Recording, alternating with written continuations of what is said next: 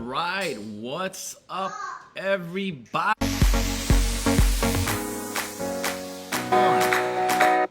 All right, what's going on, everybody? It's James here. I'm super excited to host our boot camp, our second boot camp in 2022. But first and foremost, happy Memorial Day, everybody. Happy Memorial Day. But before we get into it, I just want to do a sound check. So if you guys can hear me, say yes, loud and clear, or loud and clear. Say loud and clear. And I also want to know where you guys are coming in from. Represent your state, represent your company. What's up, Howard? How are you guys? Super excited to have this boot camp. This is for you, right? I'm going to bring on some amazing speakers in the next few days. And today we're going to be on fire. We're going to get on the ground running today, right? Super excited. So if you guys have, other colleagues, friends, family that's looking into getting into solar, or maybe they already are in solar and they're not in this training, make sure to invite them over, right? Make sure to invite them over. Awesome. What's going on, everybody? I want you guys to engage, right? Make sure you guys are engaging. For some reason, my Microsoft Excel wants to update right now, right? Like as soon as I go live, Microsoft wants to update. But what's going on, everybody? What's up, Mr. Voda? Mr. Andre? What's up, Jesse? Frank? What's going on, Andrew? Howard? Rick? What's going on, Renee? What is going on, MD? What's going on, Frank? Keep on coming in. What's going on, everybody? Where are you guys coming in from? Loud and clear. Awesome. Thank you. We're going to get started here in a few minutes. Awesome. Hold on one second. I'm going to jump into Zoom really quickly. I'm going to be bouncing back and forth. I'm using a software here, so I'm going to be bouncing back and forth here in a second. All right. I'm going to introduce this our first speaker here in a second. He just logged in. Awesome. So we are live in the Facebook group, right? So I'm going to do this via Zoom and I'm going to broadcast everything in the group once I get Microsoft Excel to update. What's going on, everybody? And keep in mind, just a few housekeeping, right? This is 5 days worth of amazing training, right? So make sure that you join us all 5 days, starting today, all the way up to Friday. Make sure you guys stay all the way to Friday. We're going to give you guys some gifts and things like that as well to really help you guys out. Hold on. Hey, Jake, I'm live in the group, and I'm going to introduce you in a second. Cool? I think you can hear me now, hopefully. Awesome. Yeah, so make sure you guys stay for the whole 5 days, right? And also, I need you guys to participate, right? This is going to be a two-way conversation with myself and all the speakers. We really want you to participate. We're going to have some homework for you guys as well, right? Or I'm going to have some homework for you guys. Get off the fence, right? Just like our homeowners, right? We got to get them off the fence and get them in the game. I need you guys to get in the game, right? I need you guys to engage and participate. And more importantly, I need you guys to take massive action. Take notes, right? If you guys don't have a notepad yet, grab your notepad and a pen. Take notes. And what I like to do, especially because this is a long boot camp, make sure you highlight what you're going to implement. Right, because you could be writing down a whole bunch of things. Like my wife, she's a note taker. She takes a lot of notes down, right? So make sure that you're highlighting what you guys are going to implement, right? That's going to be key, because I really want you guys to take action, because we want summer of 2022 to be your best year ever in solar, right? If you already are in solar, we want it to be the best. If you're not currently in solar, we want this to be your best year in solar as well. Right? And one last thing before I introduce our speaker. All of the videos are going to be removed from this group at 10 o'clock Sunday evening Pacific Central Time. Pacific Standard. Sorry, I'm getting it all mixed up. I'm actually in Central now. I just moved out to Dallas. So Pacific Standard Time. The reason being is we don't want you to just know that these videos, this training is going to be in the group forever, because that's going to force you to take action knowing that these videos will disappear, right? Because if it's just sitting there, it's one of those things, right? We're all human beings. We're going to be like, you know what? I'll just wait till next week to, watch those videos, or I'm going to wait till the following week. And next thing you know, we don't take any action. So I really want you guys to take action, and keep in mind the reason why we're deleting the videos is for you, right? It's for you. All right. So I want to kick off this amazing speaker, right? I honestly feel he has a servant's heart, right? And I was honored to meet him a few weeks ago at his event. He's also an advisor for solar companies, solar consultants. He actually owned his own solar company as well. He founded a company called Helio Gold, which maybe he'll talk to you guys a little bit. I think he sold it for a ton of cash. That's why he's just hanging out at the beach now, hanging out at the beach in San Diego. He's also the founder of Solarcon, right? And I just want to introduce you guys, the man, the myth, the legend, Mr. Jake Hess. Mr. Hess, are you there? There he is. Unmute yourself, Jake. Hey, Jake, you're muted.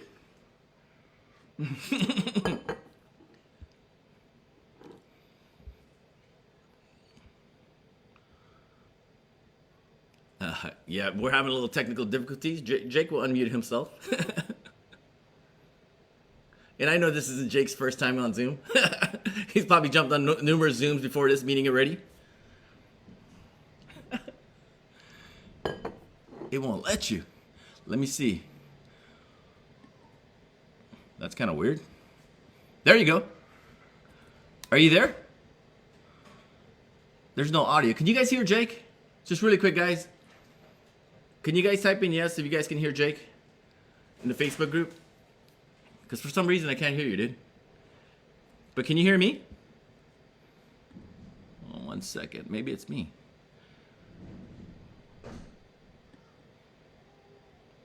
Can you hear me now?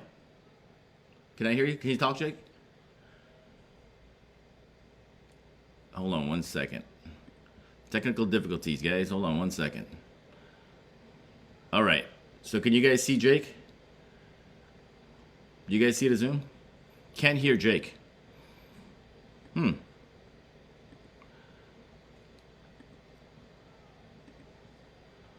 can't hear Jake for some reason. You guys can't hear him. I can't hear you guys. I can't hear either, Jake, for some reason. We can't hear Jake for some reason. I can hear it through the Facebook. You guys can't hear him. I can't hear you guys. I can't hear it either, Jake, for some reason. You got muted again. Hold on 1 second. I can't hear Jake for some reason. I can hear it through the Facebook. Maybe I make you a. Maybe make you a co-host.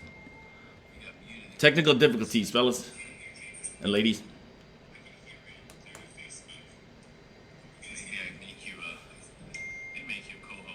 That is so weird. Technical difficulties, fellas. I can't hear you. Hold on 1 second. That is so weird. Say something, Jake. I can't hear you. I'm like full blast already. Hold on 1 second. If you guys can hear Jake, let me know. Say something, Jake. I have an echo now. Okay.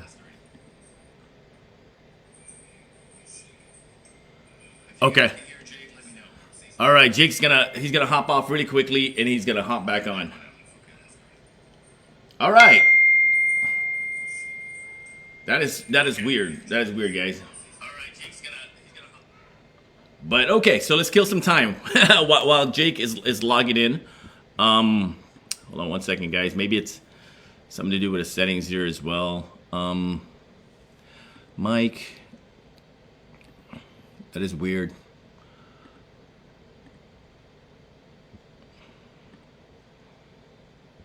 Okay. Jake is getting back in.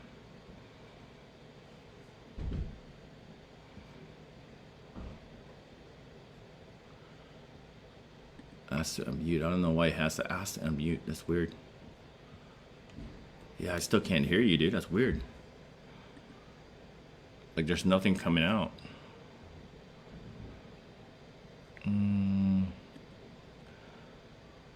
It's like just completely muted. Share screen.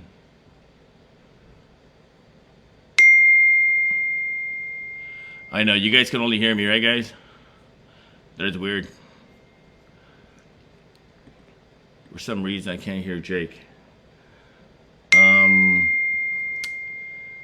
That is so strange. Hold on, let me see. Audio setting.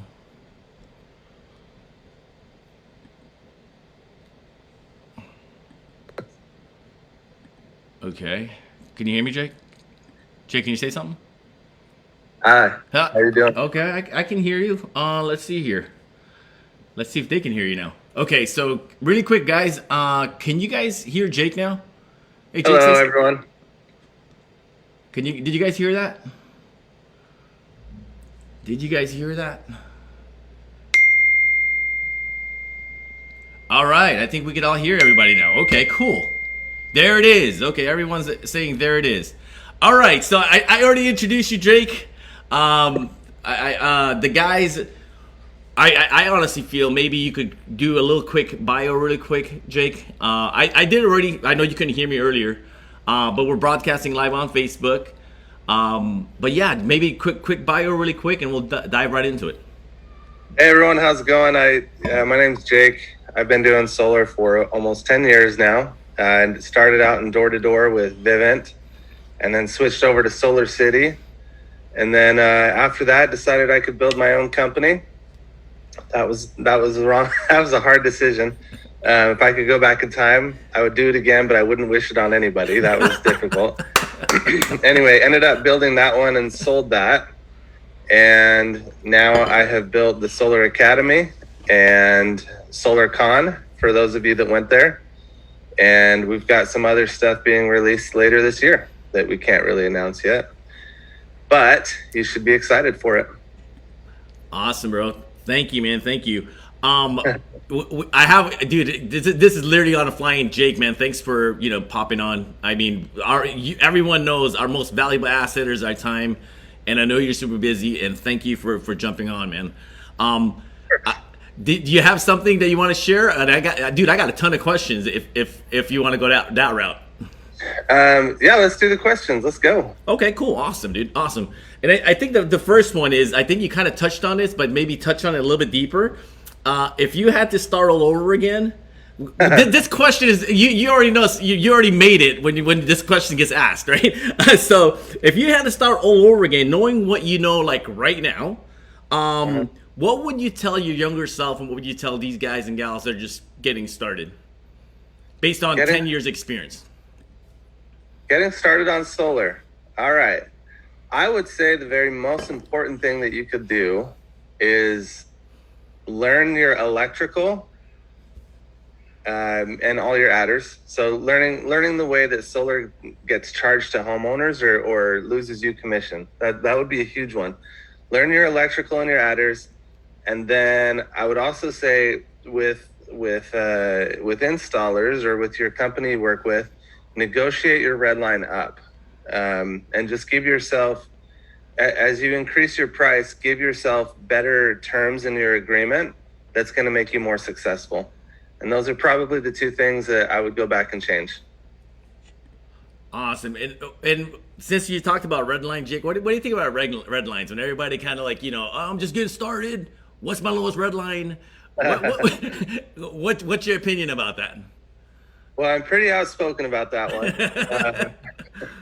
But I'll tell you guys, like right now, I'll tell you. So imagine you're going to a car lot and you're going to go buy, this car of your dreams, right? There's different packages. So anytime you go and purchase a car, like I know Audi, they come in these, standard, and then you can go all the way up to this prestige package. Tundras or Toyotas, they have a TRD Pro. That's the top of the line one. And they all just come with these additional perks, I guess to say. And so when you guys negotiate your red lines down, all you're doing is you're taking the perks away from the benefits of doing solar. Now, if you remember when I said I wish I could go back in time and negotiate my price up, it's because it's those perks that actually make us healthy. It's what gets us referral-based business, and it sounds counterintuitive, but it actually makes our paychecks larger and more consistent, more stable. So imagine that you went out and you got $10,000 on a job and you negotiated your lowest red line down. Imagine the company installing it only made $1,000. Well, if you upped it and they made $2,000 and you only made $9,000, they're going to put your job higher up on the priority list to take care of, because it looks like you're giving to them, like you care about their success just as much as yours. And all of us operate the same way. If we're going to get paid more for a job, why would we drop that account? Why would we let it, slip through the cracks or not pay attention to it if we were making more on it than other ones, right? So negotiating your red line down can actually really hurt you. It can hurt your homeowners and it can hurt your business. And companies do it because, they're doing their job is to get volume. That's what their job is. Any business that's in business is not going to tell you, hold on a minute, we don't want more clients. Everybody does. So that's why they want to take you on. But I just recommend with your red lines, be very careful how low you negotiate, because your answer is likely going to be yes.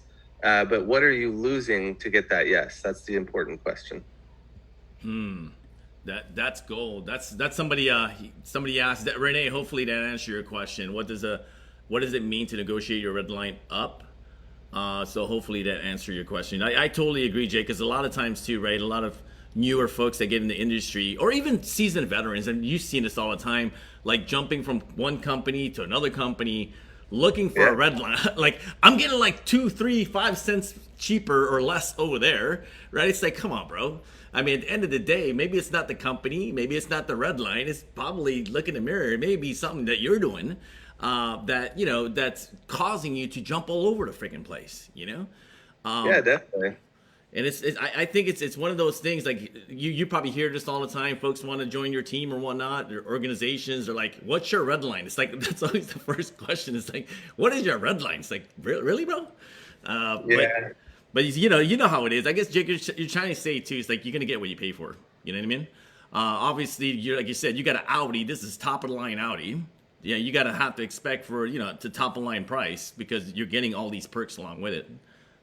Yeah, I just bought this Jeep Wrangler like a week ago or something, and I always thought they were the same. I didn't know until I looked into these Jeeps. Like, I'm gonna put it on Turo. So I'm commuting between San Diego and Utah, and I just decided to buy a car in Utah, so I stopped doing Turo. But this Jeep, it's a Rubicon. It was $70,000, and the same Jeep, it looks almost identical, but with less perks on it, was $40,000. And so the $30,000 swing just to get this other type of Jeep, even though from the outside they kind of look the same. And so that's one thing with sales reps. Renee asked, what does it mean to negotiate your red line up?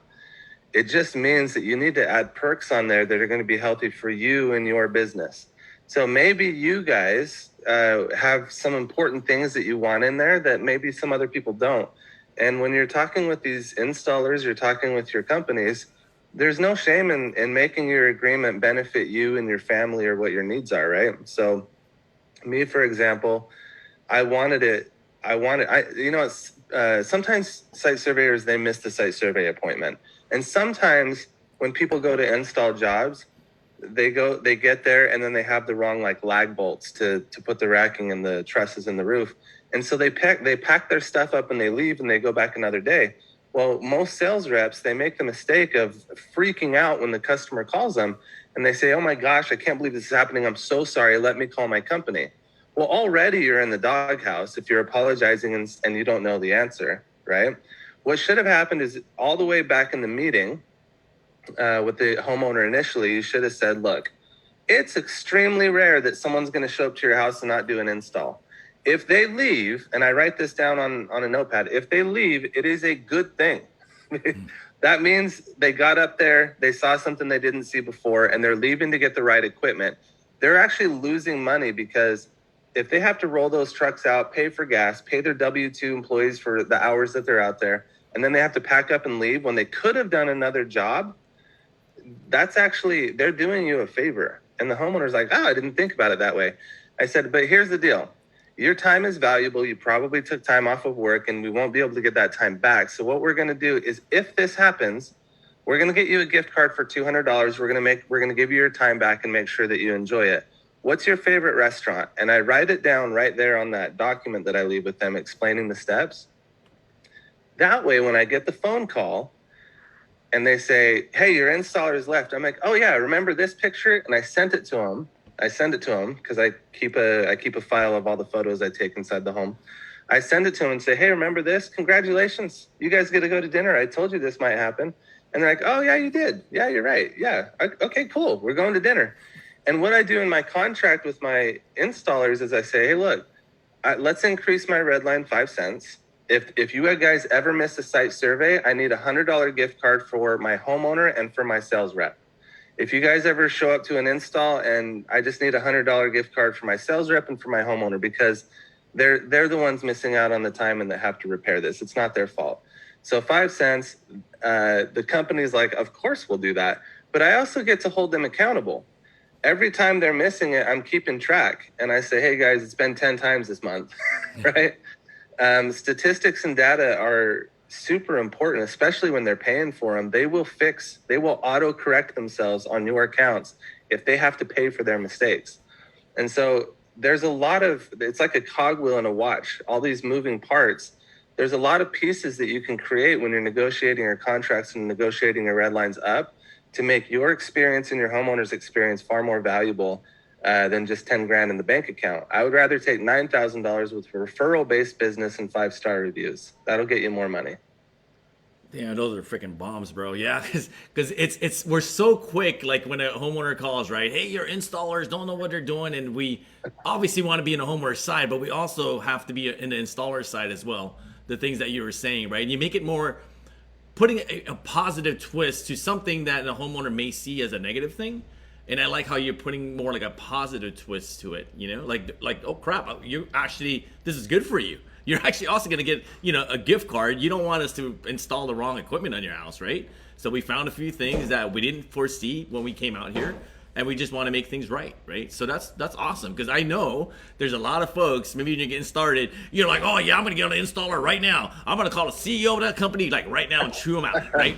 For you, Mr. and Mrs. Smith, right? Because I'm for you.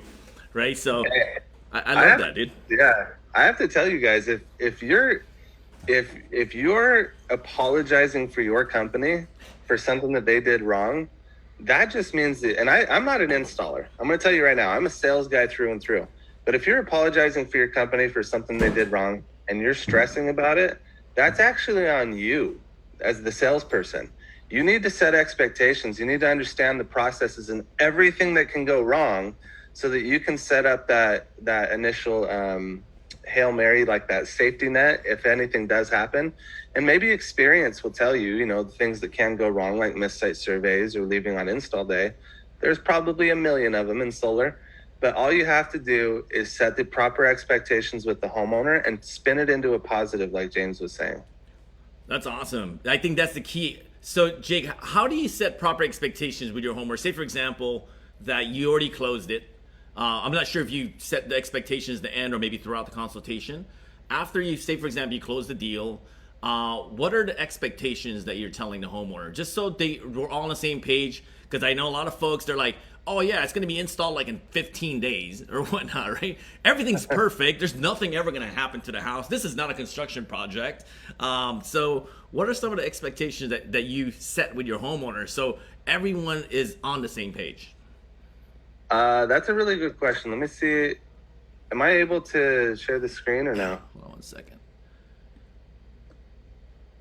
Now you can. All right, let's see if this pulls up here.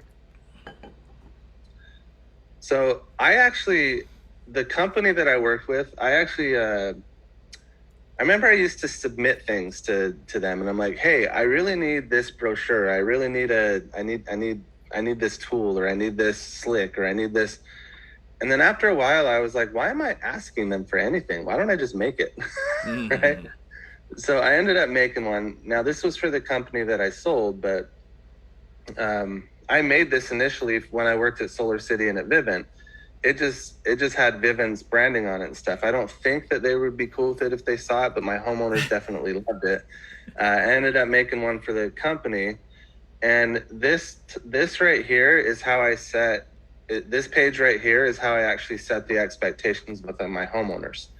I just kind of did a little brief description, but with a pen, I would have this printed out, and I would actually write down notes on every single one of these steps of everything that could go wrong. So right here where it says average 6 weeks, I would actually cross that out with my pen, and I would say 6 months. And they were like, whoa. And I'm like, it's not going to be 6 months. It's probably going to be closer to 6 weeks. That's our average. Sometimes it's less, sometimes it's more. But for you today, if you're anything like me and everything that can go wrong will go wrong, let's put 6 months. Right? It's not going to be 6 months, but let's put 6 months. And I just keep saying that, and they just start laughing eventually. But then, site surveys say, look, the person there, they want to be in CAD, they want to know electrical, they want to know all this stuff. So they might say something absolutely crazy to you. They might be like, the salesperson told you to put these panels on your south-facing roof, but I think they would look a lot better on your van right down there in the driveway. I think we should put them on your van instead. They're going to say some crazy things to you. Do not listen to them. So on the notes right there, I say, do not listen to site surveyor. Right? So I'm setting these expectations for every single one of these stages because I've already learned and I know everything that can go wrong and everything that can happen with these homeowners, including timelines, installation timelines. The only thing that I have not ever anticipated is COVID. That happened. I couldn't anticipate that. State buildings shut down.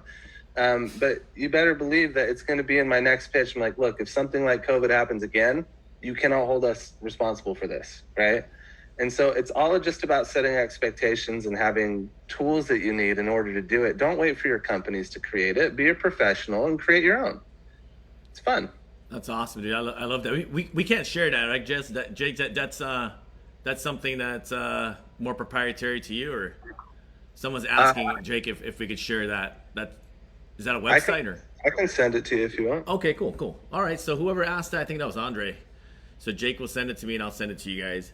Let me ask you this, Jake. I mean, you've been in the game for a long time, right? And obviously, when we start, we don't know, right? We're crawling, right? So just going back to setting proper expectations, did you ever lose a project because you didn't set proper expectation, and somebody, maybe your install team or maybe someone that's scheduling a site survey, called your homeowner, and they're like, okay, we're going to schedule a site survey in this time, and the homeowner had questions, like a few follow-up questions, and that site surveyor, the scheduler for some reason, wasn't able to answer that, and now it's like, dude, your crew doesn't know what the heck they're talking about or whatnot. I asked them simple questions they didn't know.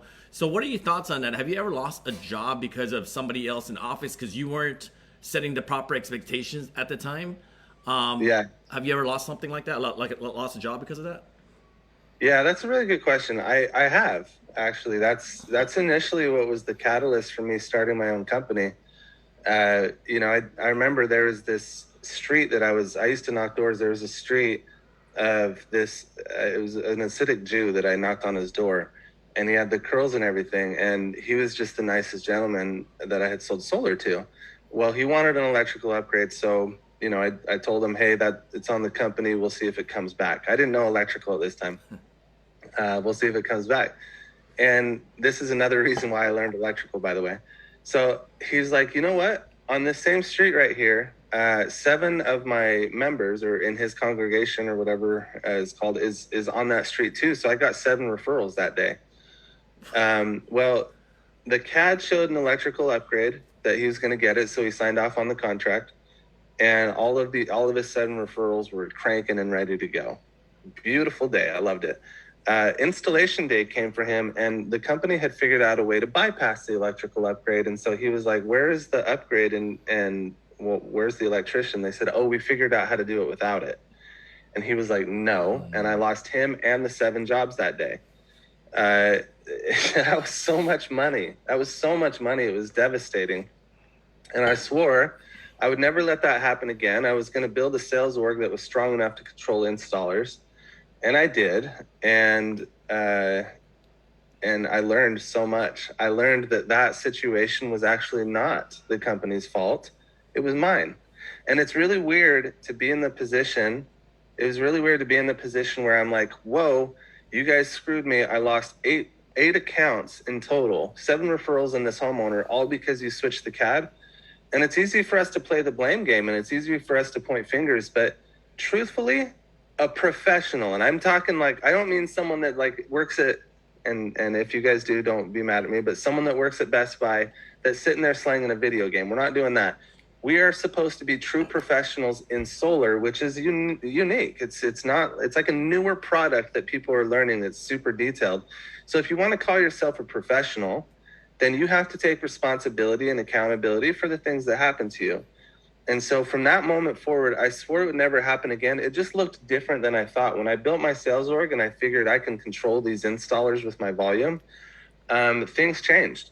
What actually happened was when I built my sales org, I heard all of the complaints from the salespeople, similar to that I did, but now I was going to be held responsible. So when I went to the installer, my reputation is on the line. I'm like, what is happening? I need to understand this at a deeper level than, sorry, it's not going to work. And they showed me and they explained to me and they taught me. And I was like, how in the world do we not know this stuff as salespeople? And that was the moment when I didn't go back to my team and say, hey, sorry, you guys got screwed. I'll fix this. I went back to my team and started training them to the level that would never happen to them again. And it's not just them that it's not going to happen to. It's the homeowners and the installers too. Do you think the installers like getting those phone calls? Hey, sorry, we caused you 8 cancellations. No, they're probably wetting their bed at night, sleepless nights. Like they're tripping. Their families being like, what are we going to do if we lose Jake or lose you? Right. And it's not something that people want to do, but we all have a responsibility. And I think it's time we stop putting all of it on the installers, because we need to, as professionals, learn this stuff as well. That's awesome. Anyway, yes. It happened to me, but my mentality shifted. I like that. I love the what you said about taking ownership, right? It's like, okay, it's no one else's fault but mine. What can I have done better so this doesn't happen ever again? You know, it's like at the end of the day, you know, we're getting paid like that big money, right? It's like 10 grand a deal or 5 grand. That's a lot of freaking money. And it's like really taking ownership and knowing your stuff. And I want to segue really quick because I know at Solarcon you spoke and you said there's this one equation that I think Ben Mack taught you. I think these guys, if they didn't go to Solarcon, maybe you could share that equation that could really help them out when they're out there, out in the field. Because I know your pitch it's really unique in a sense that a lot of folks don't really want to talk about, like, you know, the equipment, where you're more like the equipment, and that's what separates you from like the rest of the folks, right? What is that equation, Jake? Maybe share it with these guys. Yeah, I'll pull it up for you. And, you know, it's not so much about the equipment. It's just about knowing your stuff. That Jeep that I talked about, if I went to that dealership and I said, well, what's the difference between this $70,000 Jeep and this $40,000 Jeep? You know, or let's say I didn't ask that question. Let's just say that they only showed me the $40,000 Jeep and I'm just sitting there and I'm like, cool, I wanted a Jeep. That's a Jeep. And then another salesperson comes and they're like, they know Jeeps now. And they say, well, that Jeep is great. However, this $70,000 Jeep has this, it has this, it has this. You can do this with it. It means this to you. This is what you're avoiding by getting this. And now all of a sudden, I have a choice to make when I didn't before. Before, I was just told, there's a Jeep. This is what you want. This is how it works. I actually want to know what I'm picking and what I'm buying. And so do you guys. And so I understand that most of the industry teaches you, don't worry about this stuff. You're fine. Keep going. It's just about saving money, or it's about going solar, right? It's not. I mean, it is. Initially, it is. You can get in the doors. You can sell a lot of accounts that way. But if you want to go from selling 100 accounts to not selling, get that out of your vocabulary. If you want to go installing 100 accounts to installing 200 accounts, then what you need to do is you need to learn your craft. And it's crazy to me that people think that solar is the only one where this rule doesn't exist. The rule still stands. Product knowledge, if you're selling something, is very important. Rule still stands. Know your stuff. All right, so here's an example of the formula is not on here, but I'll tell you guys what it is. It is BF equals BB times 1.2 minus MB. So basically that just stands for, it's just a way to look flashy and fun, but backfeed equals your bus bar times 1.2 minus your main breaker. That's the amount of backfeed allowed. But that's a little bit complicated. There's a training about 3.5 hours. If you learn it, you'll know everything I know about electrical. But here's a little cheat sheet that I made for Lumio. That's not the one. Let me stop sharing that. Here it is. Oh, just so you guys know, I do consulting for a lot of companies. So here's a little cheat sheet that I made for Lumio. This is how it works. It's very simple. All you do is you go to the electrical panel and you find the main breaker. And the way that you find it is it's the breaker with the largest number on it, right? You can't see right now, but that one actually says 100. Step number 2 is you just go and find the bus bar rating. When you open that lid to that electrical panel, you'll see the word max. And this one is a 125 max. It's usually in the top left corner. So 100 amp main breaker, 125 max. That's all you need to know. And if you know that, then right here you just find it, 100 amp main breaker, 125 max. If you know that, then you know you can fit 33 panels on that before you need an upgrade. It's that simple. All you do is you lift it up, you just look at the writing, you close it, it'll take you 5 seconds, and then this is the cheat sheet that allows you to see how many panels you can fit on it. And what's that? What, knowing this cheat sheet, what's that going to save the guys and the gals that's on here right now? Knowing this cheat sheet. You know, the installation companies, they usually send a CAD back, right? Well, let me tell you guys, when a site surveyor goes to the house, just like with your phones, you take all these photos, and if you have 5 site surveys in a day and you took 50 photos, that means you have 250 photos that you have to upload to your install company, right? And when you upload these 250 photos, when you put those blue check marks on it when you're selecting it, let's say you accidentally just didn't select the sticker on the inside, pure accident, pure human error. Well, your install company then receives that, they upload it, the CAD design looks at the photos and says, okay, there's no sticker. Now, if there's no sticker, the rule is, you know, with that max word by it, the rule is that the bus bar is the same rating as the main breaker. Let me show you what that means. So imagine the sticker is not there. The rule is, according to the National Electric Code, if that sticker is not there and they can't see that 100 amp max, then it turns the bus bar to the same rating as this main breaker, 100. So as you can see, at 100, you can only fit 13 panels. But that sticker, if they got a picture of that sticker, you can fit 33. And so what happens is these site surveyors upload it, accidentally forget one sticker, just one photo, and then the whole company thinks that you need an electrical upgrade. And all you had to do was take a photo yourself. All you had to do was look and see. And it's just human error. It's not their fault, right? So it's really important to know these things, or at least to have a cheat sheet and know how it works. So what you can do with this is you can actually correct your installation company, just a checks and balance system, simple checks and balance system. You don't have to be like, you're wrong, screw you guys. You don't have to do that. But you can be like, hey, I just happened to catch another one. And right now across the country, for this organization I work with called the Solar Academy, we have caught about 50% of electrical upgrades that are not needed. It's right around 50%. And we're correcting it. That's what I'm helping with at Lumio as well. So just by you guys knowing this, you're increasing your commission, or even better, you get to charge your homeowners a little bit less because you can tell them you don't need one, right? Another thing that I've done is I've beaten my competition with it. I've said, ooh, you're going to need an electrical upgrade. You probably didn't know this, but based on your system size, this one's probably going to cost you about $5,000. But if we just take one panel off, you don't need an upgrade. And they're like, one panel? Yep, that's it. One panel. We take it off, you avoid the whole upgrade. Now, when you look that knowledgeable in front of your homeowners, it's just, you're the professional, right? They're all salespeople need to understand.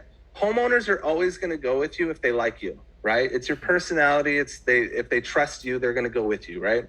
Now, if they trust you and they like you and you're also the most knowledgeable, then that's when you just give the salute and you say goodbye to every single one of your competition.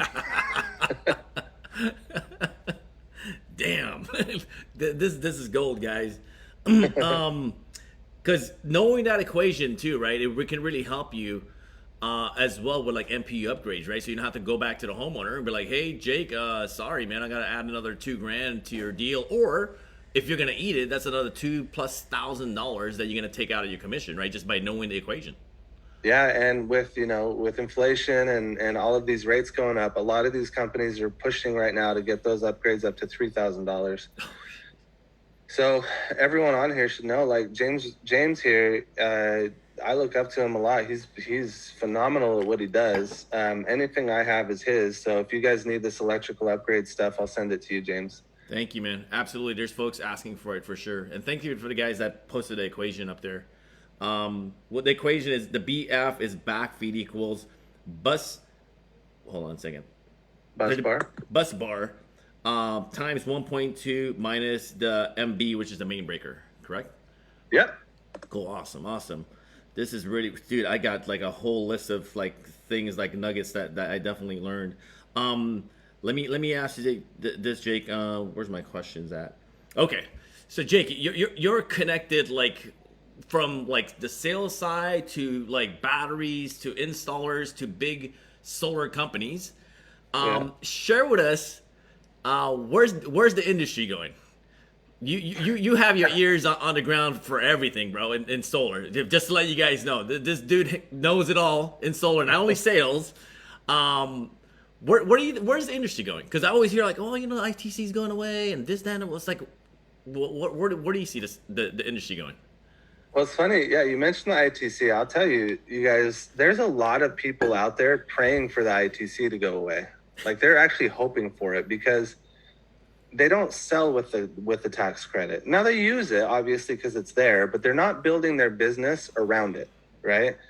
They're actually building their business around the ITC not existing, and everything else on top of it just makes it easier. And it's those organizations that you want to be around. San Diego, we're unique, right? We're super unique because our peak kilowatt hour rate this summer is 69 cents a kilowatt hour. Oh my gosh.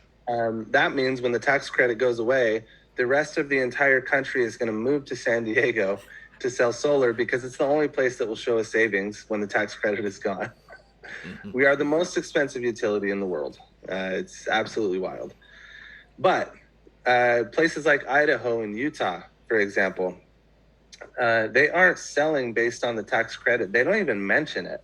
They want the homeowners bought into it without the tax credit. And when someone asks, isn't there a tax credit? They go, oh yeah, there is. If you qualify for it, you can get it. But let's base the numbers on this worst case scenario. And so there's companies and organizations out there praying that it goes away because they're ready for it, right? They're built for it. They're building for it.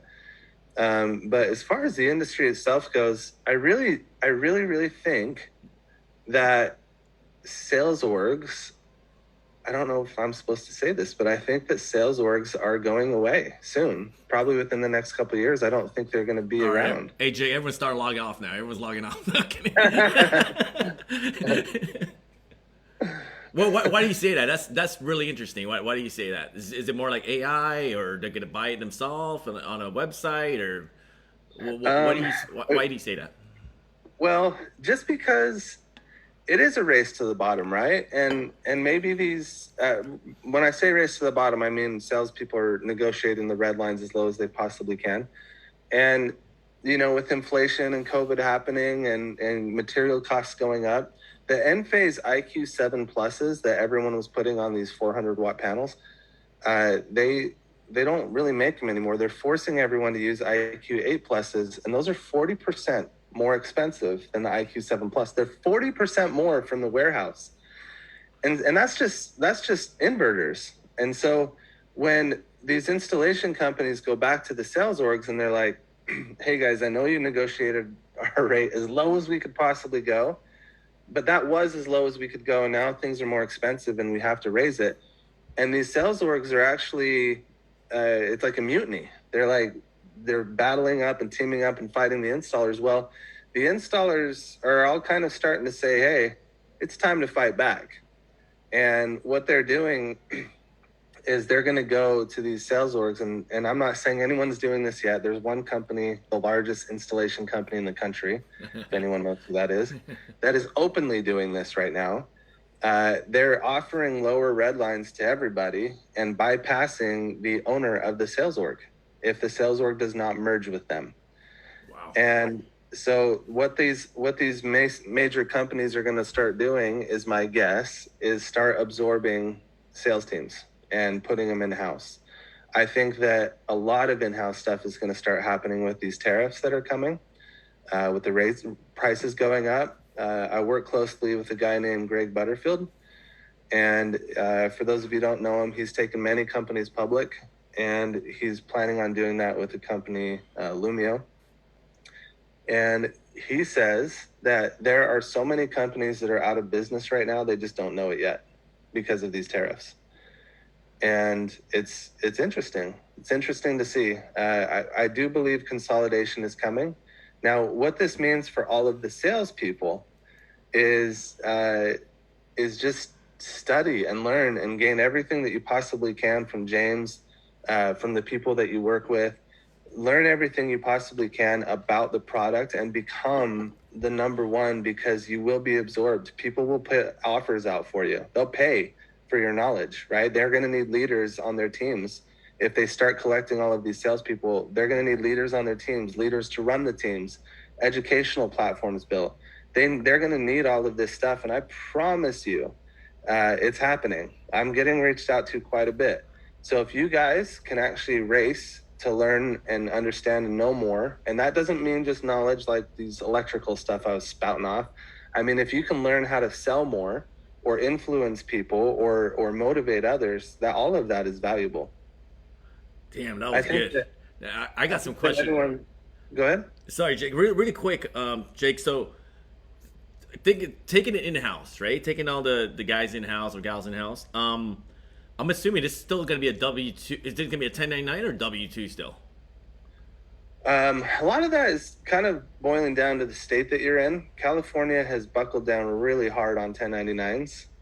So if people do go in-house, it depends on what they're trying to do with the company. If they're trying to go public like Lumio, they might want a W-2, but then you have the entire sales force at Lumio revolting and saying, no way, we're going to go to W-2. So it's interesting. I don't know the answer to that. I do know it's a constant push and pull, and it still is. Yeah, it's really interesting, because I know when you started 10 years ago, even when I started 8 years ago with Solar City, we're all W-2, right? This red line thing was unheard of. I mean, we were literally making like $800, maybe $1,000 a deal, getting paid per panel, Yeah. I was getting like 150 a kilowatt when I started. Exactly, right? It's unheard of. Some folks are like, "What?" I mean, these guys are making a killing these days. It's like, dude, you don't even know you guys got it good. I mean, you guys do have it so good, so freaking good, man. But yeah, that's super interesting. I'm pretty sure a lot of folks have more questions about that, Jake. I mean, as far as like, taking everything in house, And I think what you're talking about, I've been seeing like, certain organizations, like for example, like Titan. I think they're heading in that direction, I think. You have a direct connect over there. But that's interesting, dude. I mean, that's really, but the thing is too, I honestly feel as well, even if it went to a W-2, I think a lot of people would want a W-2. Because, it's not as easy as people think it is, right? To make, 5, 10 plus deals. And it's nice when you can do that consistently. But I think it's just also having that safety net to feed your family, along with like a really good commission on the side, maybe like a combination, would really help. And for folks that just want to go like balls out with it and be like, dude, I want to stay 1099 because I'm going to sell regardless. Maybe there's like different options there, Yeah, I think you're right. W-2 has always been scary for me. I don't like it. For anyone on here, I've always had control of my finances. But I've been realizing with all this consulting and stuff that I'm doing, that I've been pitching against it, but after running a business and after seeing it, it's kind of, I don't know. It's exactly the same as a 1099. You're going to spend your money anyway on taxes. You're already going to buy your health insurance. You're already going to do these things. You're just doing it yourself, right? And I thought one of the benefits with 1099 is these tax write-offs, but you can do that being a W-2 as well, right? And the W-2 situation, it's just like 1099. Everyone thinks that you have job stability if you're a W-2, but you don't, because if you don't perform, you get let go. You're actually going to get let go faster than 1099 because you cost money to the company if you're not working. You're a W-2, right? Their job is to increase profits and decrease expenses. So don't be shocked when a company tries to do that, right? But what it does do is it gives you something that 1099 doesn't. It gives you stability. It gives you a foundational platform. It says, hey, you know what?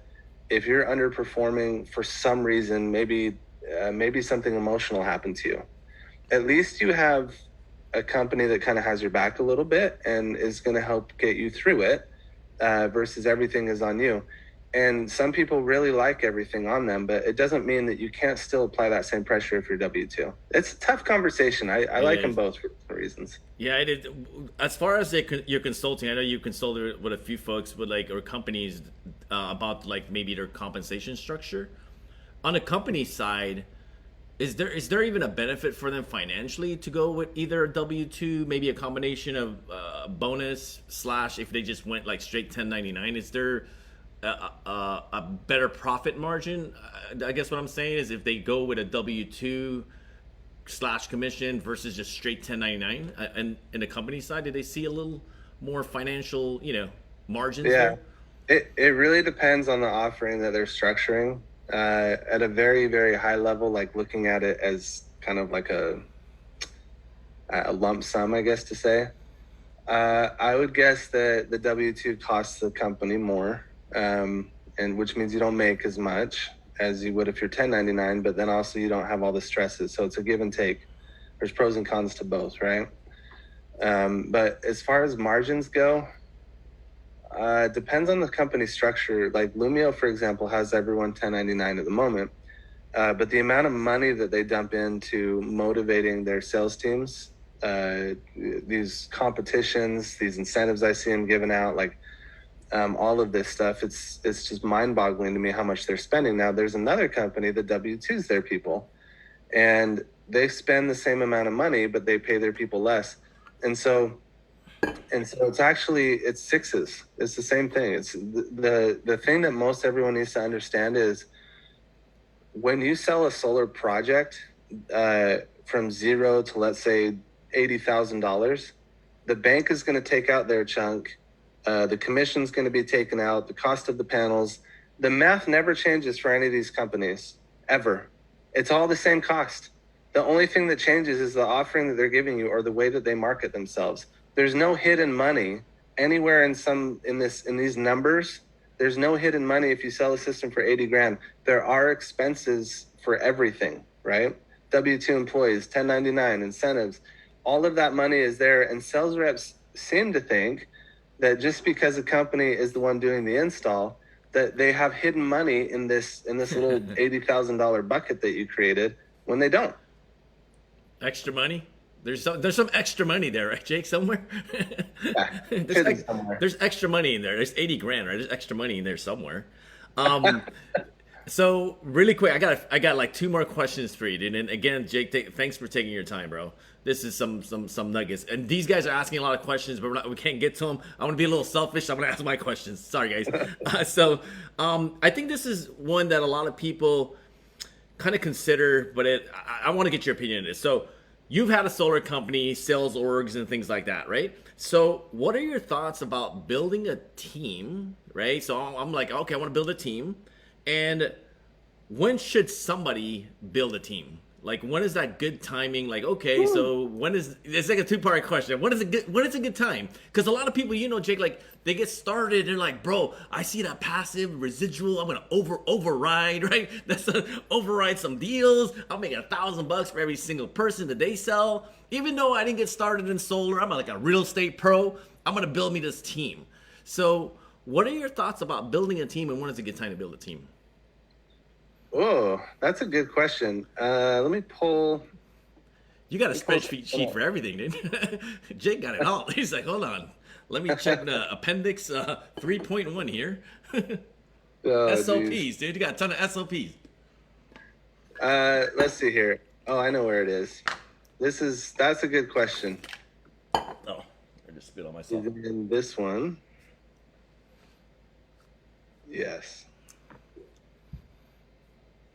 Because I know back in the day when I got started, there was even no thought about building an AM team. It's just like, just go sell, right? It's like sell, sell, sell. Nowadays, dude, you hear everybody. I'm gonna build. Oh, there he goes. There goes the override structure. All right. So here's the building a team. So there's different levels. There's these 5 different levels, right? Level 1 is this is you building a team. That means these white circles are your team, right? And they're going to come to you and you give orders, you give directions, you train them, you do everything for your team. Level 2 is when you have someone that you trust that can manage your team for you and with you, right? You just manage the people, the 2 people, you manage them and they manage the teams. Now, a lot of people, when they're starting out, they have to be a level 1 and they have to go recruit people to do this. And if you're going to be a level 1, that means that you have to know everything. You have to know how to sell. You have to know how to lead. Have to know how to build people up. You need to know how to train, and you probably need to be on the doors yourself or in the appointments yourselves or closing the leads yourself, whatever, however you generate your customers. But you have to be the number 1 person because all of these people underneath you, they only have one place to go. And that's to ask you how to do it. The moment you don't know how to answer questions or you don't know how to lead or you can't show them how to sell, then they leave, right? And if you look at this model here, they're not leaving because of any other reason. Like, don't blame, better pay scales or better culture or whatever it is. You're not building that yourself for them. You're the only person there. So to answer James's question, if you are going to build a team, you had better be prepared to take on all of the questions and all of the leadership that you need to in order to handle it. Now, if you do have people you trust that have skills that you don't, then you need to manage and maintain those 2 people really well. And again, you need to answer their questions. There's less of them, and you're hiring them on for their greater ability. Steve Jobs, it's a quote I butcher all the time, but it's one of my favorites. He says, we hire smart people so that they can tell us what to do. We don't hire smart people so we tell them what to do, right? That doesn't make any sense. So if you bring these people on, they had better be very smart at something that you don't know, but you had better know something they don't. And then you can delegate. And then you can get those 2 people, you can get them to start talking amongst each other, and they can start coming up and formulating ideas amongst themselves with you giving direction is a level 3. And then most of them, they can actually begin to handle all of the problems and take on accounting. Another person handles door knocking and training. Another one handles customer management, right? And then all of a sudden, and then all you're doing is making sure that they're operating and running well. And then level 5 just means you don't have to be there and they can do all of that without you. But in order to start, most people are going to start right here. Don't think that you can recruit people in, but you also don't know how to sell if you're going to do this model. Because all you're going to do is you're going to lose people trusting you. Trust is earned in drips and it is lost in buckets, okay? So if you get all of these people following you, it just means you're an influential person. But if you get them following you and you can't teach them how to sell, then you had better do this model, right? So hopefully that answered your question. Absolutely. So do you think, because I see this all the time, I'll get your feedback on it, because we see a lot of like great sales folks that are amazing, like gifted salespeople. They sell jobs and they're doing amazing, but once they start building a team, they're not so great at it. Do you ever see something like that? Maybe their leadership is not quite there, but they can sell themselves. But maybe their leader, maybe that's the point where you're showing that graph, like bring on other people help you with some of the things that you're deficient in, because that's what I see too as well. Like the folks that we brought on board are really good. They're on their own, and they're like, oh, bro, I'm gonna excel. I'm gonna build a team now, and then their production obviously drops, right? Because now you're not focused on just selling your own deals. You're building a team. But I noticed too, but they're not such a great leader. Do you think that building a team, you have to have the combination of being a good leader and also knowing the skills to close the deal to have like a proficient and an effective team, or can you bring somebody else on board to kind of help you with that?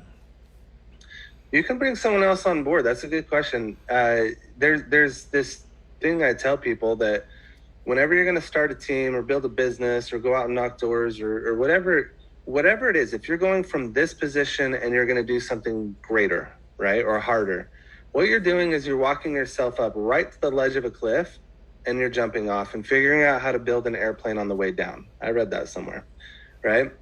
And you need to build that plane before you hit rock bottom, but you've already jumped. That means you've quit your job. You quit knocking doors and selling. Now you're going to build a team. Something happened where you've taken this leap to believe in yourself. And unfortunately, if you're going to do that, in order to get to the next level, you have to jump again, right? So let's say that you make that jump and you're going to stop selling and you're just going to focus on recruiting and training people. Well, that's a jump. You're jumping off a cliff right there. Now, once you've made it, you're going to find that you can't do all of it, right? You're going to have to delegate to somebody, and somebody out there is stronger than you at something. No one is the best at everything, except for James. He's really good at all of it. No one is the best at everything, right? So it's now time to take another jump. And I do mean financial room, because if you're just scraping by paycheck to paycheck with this new model that you've been building, that means that another ledge is coming up, because in order for you to delegate, you might have to pay this person $100,000 to do this job, right? Maybe that's all you're making off of this new model that you've created. And that means this other person coming in needs $100,000. The only time you should ever build and ever delegate is if you believe, if you hand something off to somebody, that you can make more money. When you free your time up, you can make more money than it costs for the person that you're putting in that place.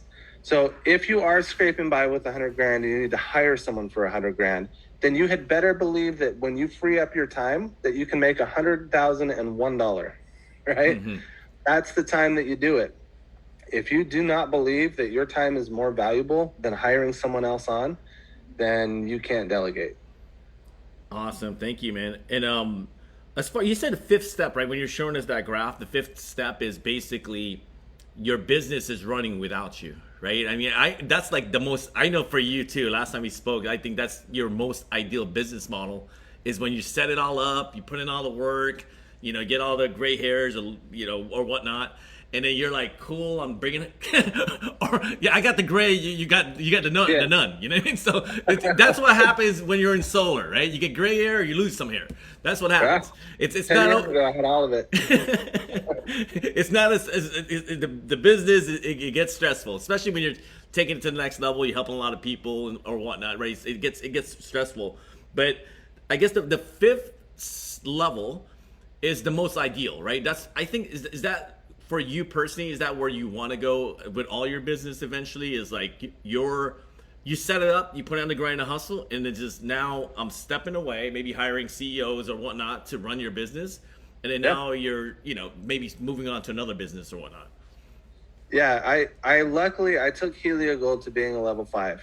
I was only in the office the last year it was there.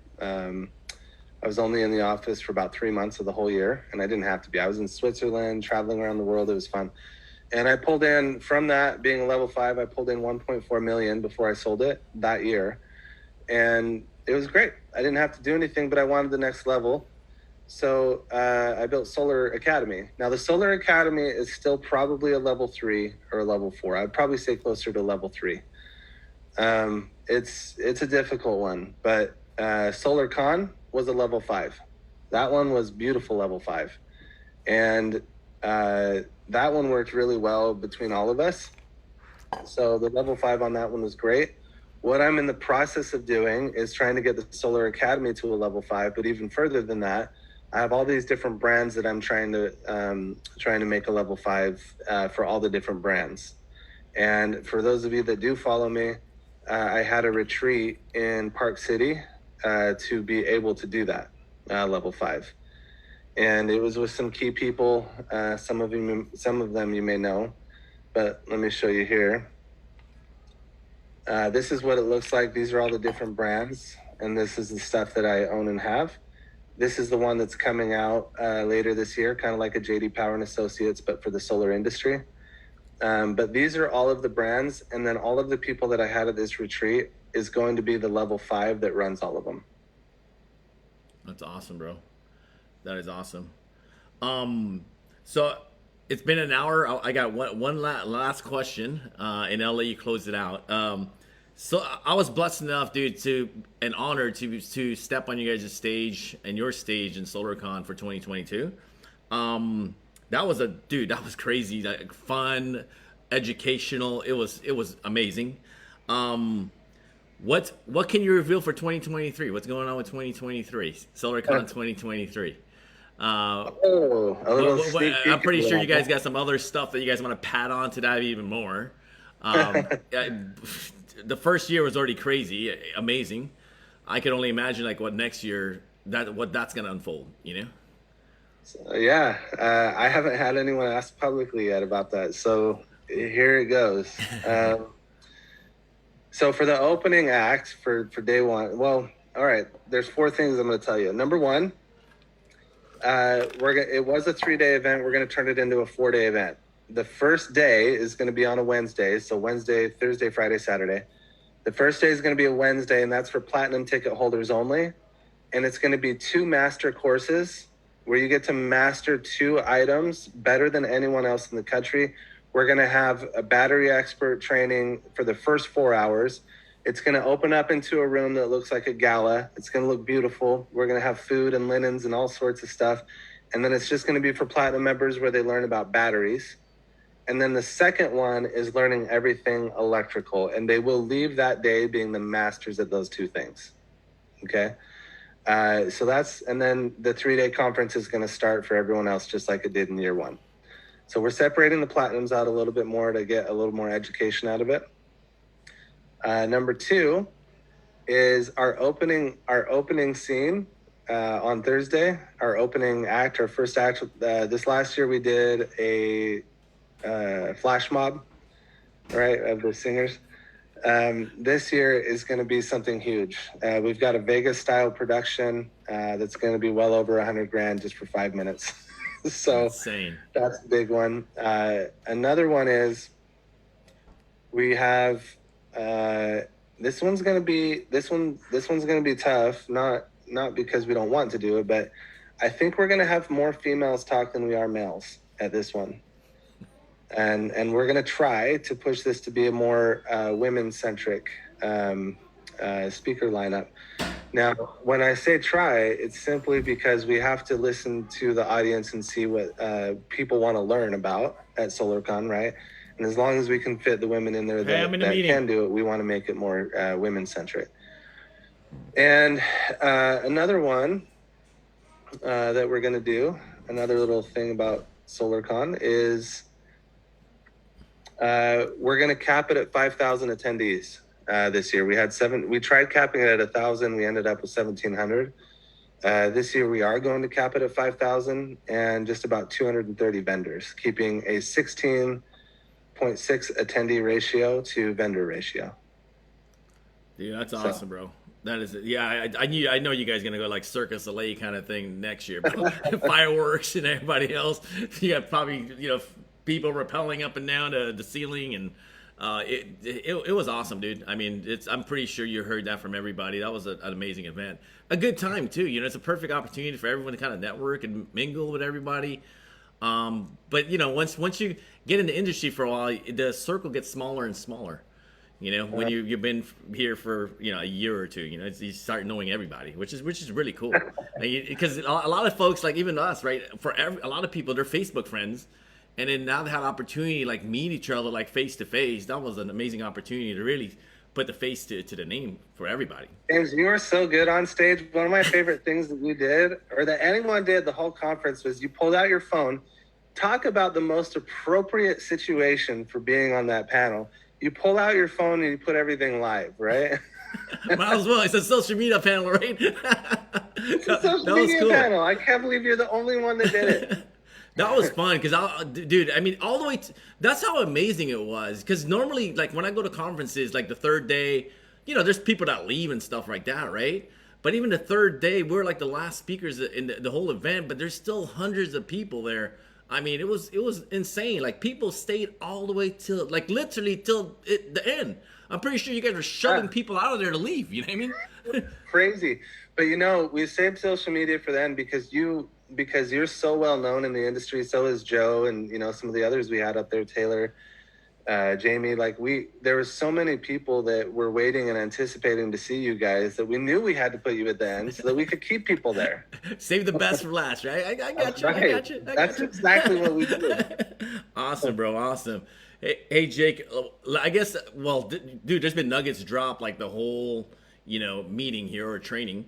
What's some words of wisdom, dude, to wrap everything up for folks that are getting started, or even more seasoned folks, or even business owners that have sales orgs?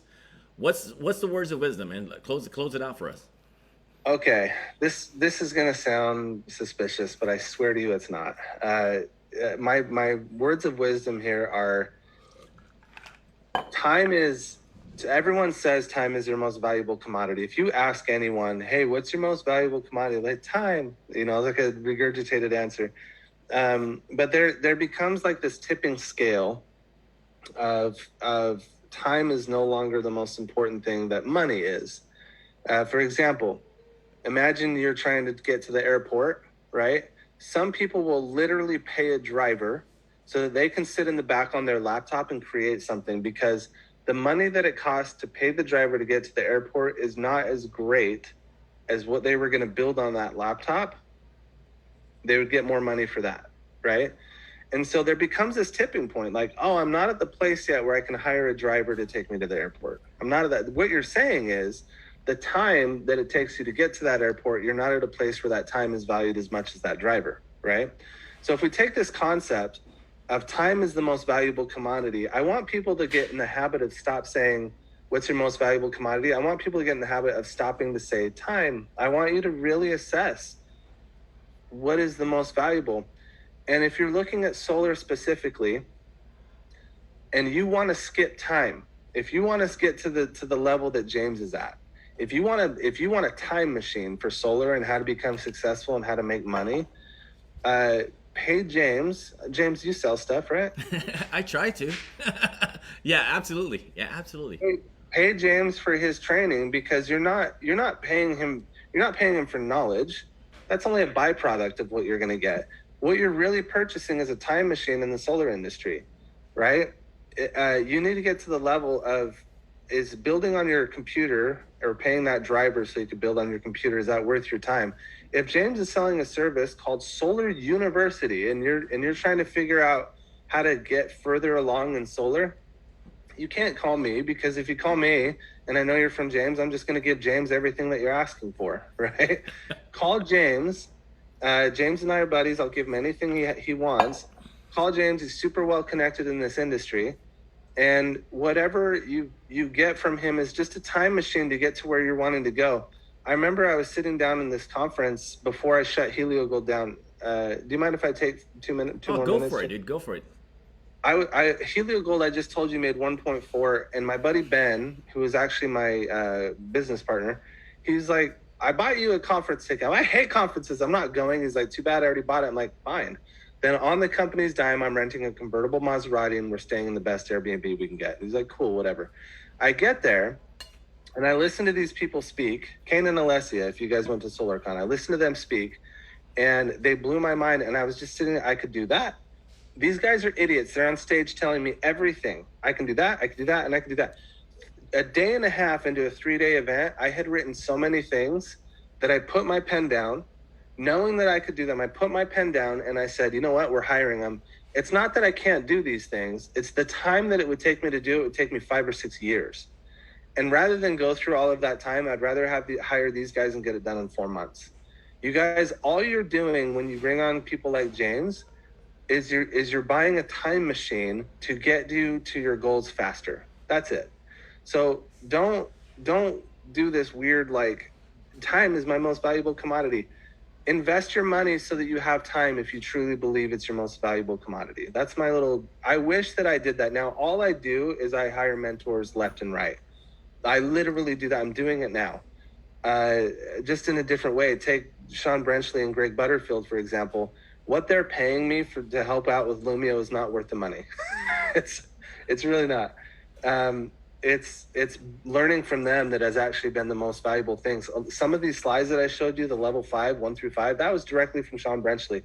These are things that you guys, I'm telling you, I am learning so much, and that's why I'm doing it. It's an investment of my time to learn from them, right?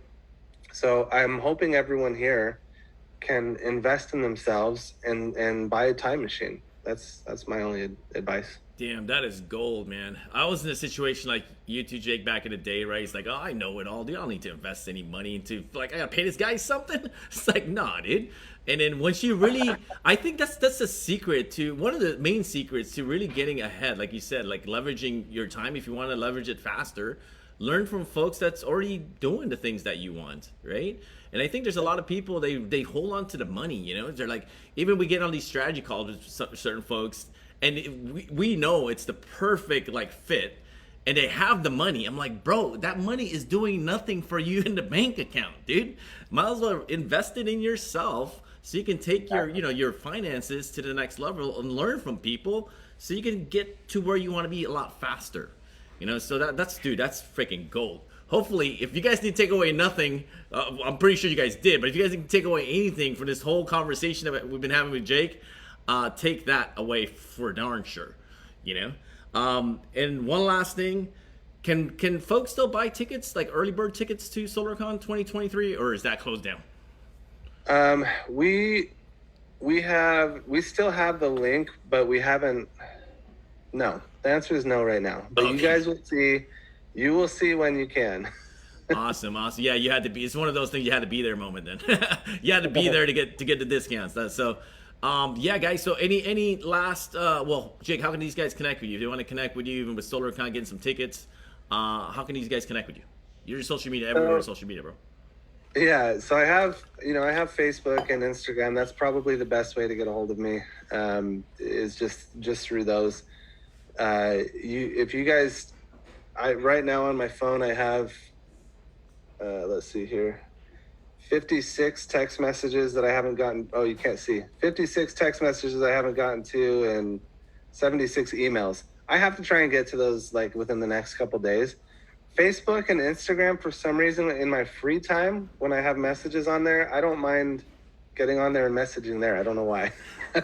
So I'd say those are probably the best ways to get a hold of me, is Facebook or Instagram messages. Awesome. Hey, Jake, thank you very much, bro. I mean, thank you for your time. I know you don't want to hear that one. Thanks for your time, the most valuable asset you own. But thanks, bro. I mean, we all appreciate it. And like I said, everyone, I mean, Jake has a really servant's heart, bro. I mean, that's one thing that one big takeaway from what I learned about you is, like, you're a giver. Like, you're giving information, give to really help the industry.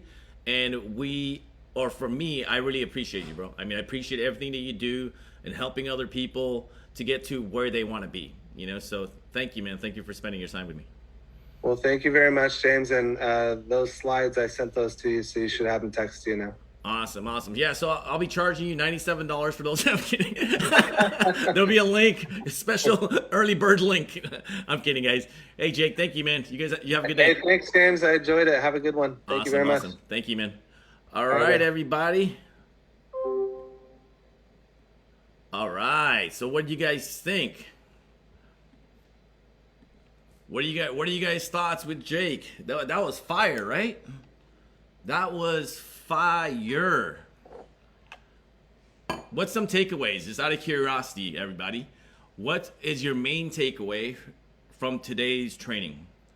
What's your main takeaway? Just post it in the chat. What is your main takeaway from today's training? I need you guys to engage. Engage with me. What is your main takeaway in today's training? A lot of good info. Hey, Keith, be specific. What's one main takeaway? Give me a main takeaway. Knowledge. That's awesome. I still have a lot to learn from Renee. Product from James. That's awesome, guys. That's awesome. So the idea, like what Jake was saying as well, right? Just make sure that you guys invest in yourself, right? Leverage other people's knowledge so you guys can get to your destination a whole lot faster. And this week, right? That was amazing. And again, I want to thank Jake for jumping on the line. But keep in mind, guys, this is going to be a 5-day boot camp, right? So my homework, right? My homework, you guys are going to have homework, right, throughout the boot camp.